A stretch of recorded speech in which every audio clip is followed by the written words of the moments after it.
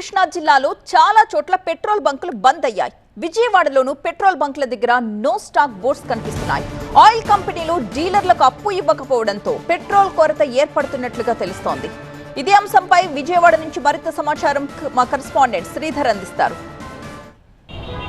విజయవాడలోని కొన్ని బంకుల్లో petrol, diesel stock లేని కారణంగా నో స్టాక్ బోర్డులు పెట్టిన పరిస్థితులు నెలకొన్నాయి. ప్రస్తుతం మనం విజయవాడలోని జీజీహెచ్ హాస్పిటల్ దగ్గర ఉన్నటువంటి ఒక బంకులో ఉన్నాం. ఇక్కడ చూసుకోవచ్చు, ఇటు పెట్రోల్ కానీ డీజిల్ కానీ లేని కారణంగా నో స్టాక్ బోర్డు ఏర్పాటు చేశారు. అదేవిధంగా బంకు చుట్టూ కూడా తాడుగట్టిన పరిస్థితులు నెలకొన్నాయి. అదేవిధంగా ఈ బంకుతో పాటు విజయవాడలోని మరికొన్ని బంకుల్లో కూడా నో స్టాక్ బోర్డులు పెట్టారు.